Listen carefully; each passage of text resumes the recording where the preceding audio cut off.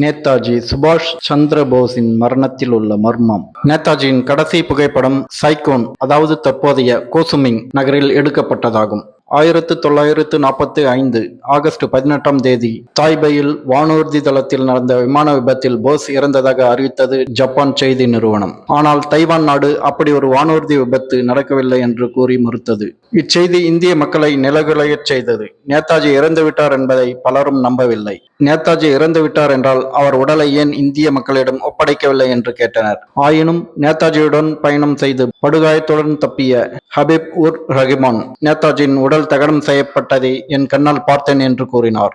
ஆனாலும் பசும்பொன் முத்துராமலிங்க தேவர் உட்பட பல தலைவர்கள் நேதாஜி உயிருடன் இருக்கிறார் என்றே கூறி வந்தனர். சிலர் அவர் துறவி வேடத்தில் இந்தியாவில் வசிப்பதாகவும், சிலர் அவர் சோவியத் ரஷ்யாவுக்கு தப்பிச் சென்று விட்டதாகவும் நம்புகின்றனர். இன்று வரை சுபாஷ் சந்திர போஸின் மரணம் மர்மமாகவே இருக்கிறது.